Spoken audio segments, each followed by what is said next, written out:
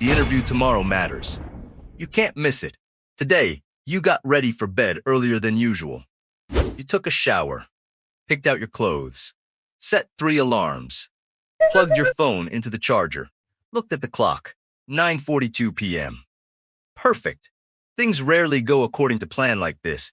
You got into bed, pulled the blanket up. Tomorrow matters. Tonight you're sleeping early, then you picked up your phone. Just one video.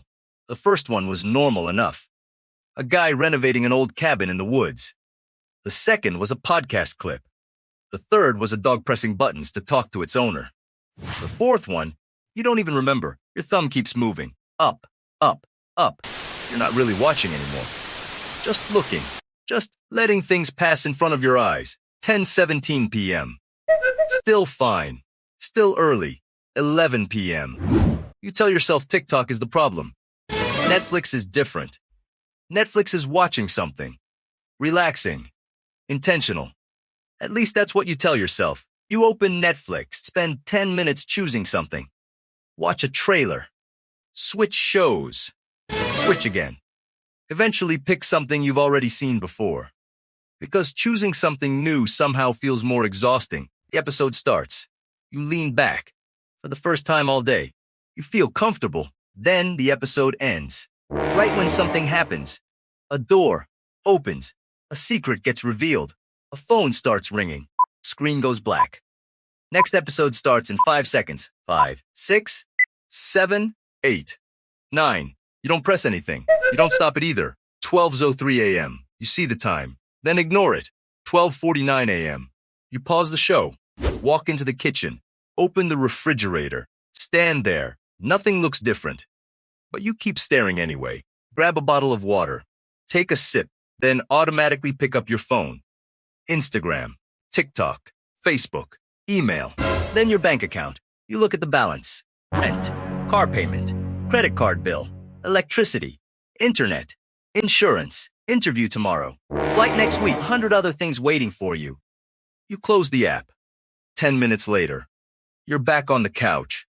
Netflix is already playing the next episode at the time. You don't think much about it. 1:28 a.m. That's when the panic starts. Not panic, just enough to make your stomach uncomfortable. You start doing the math. If you fall asleep right now, you might get 4 hours, maybe, if you fall asleep immediately, which almost never happens. Turn off the TV, brush your teeth, turn off the lights, put your phone face down. Okay. Sleep, nothing happens. Now your brain decides to show up. A conversation from 3 years ago. An email you forgot to answer. Something stupid you said in college. A mistake at work. A payment that's due next week. Tomorrow, the flight, the interview. You roll onto one side. Then the other. Adjust the pillow. Pull the blanket up. Kick it off. Look at the clock. 1:57. You know you should. You do it anyway. 2:13.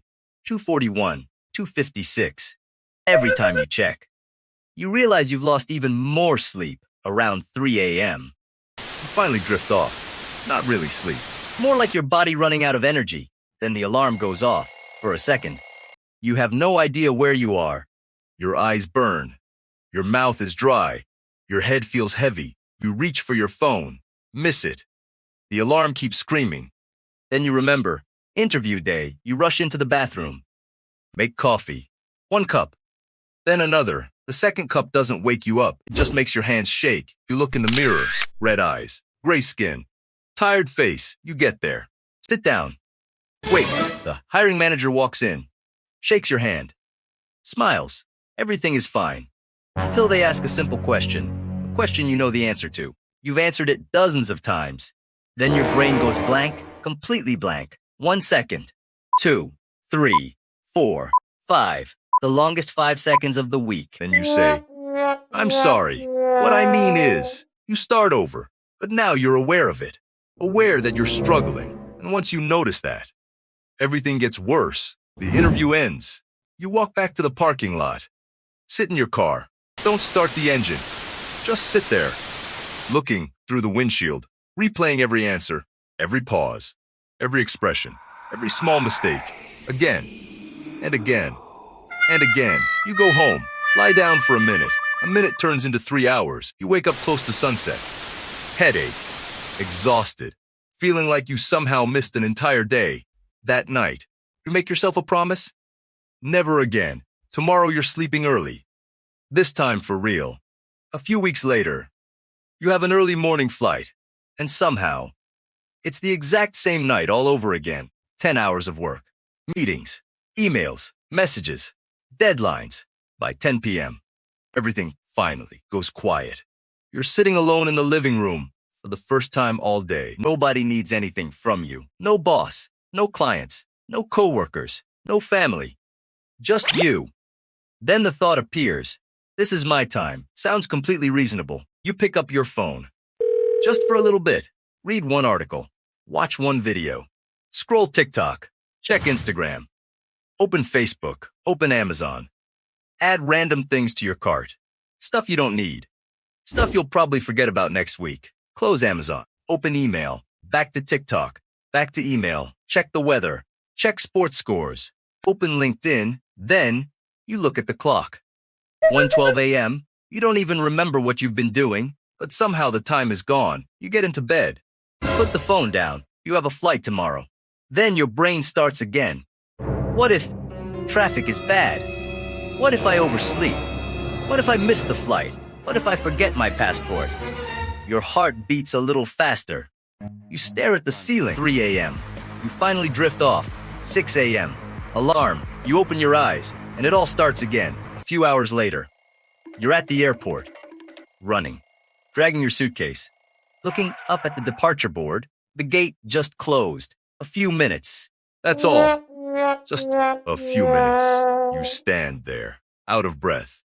Looking through the glass at the airplane, nobody knows what time you went to bed last night. Nobody knows how many promises you've made to yourself. Nobody knows this isn't the first time.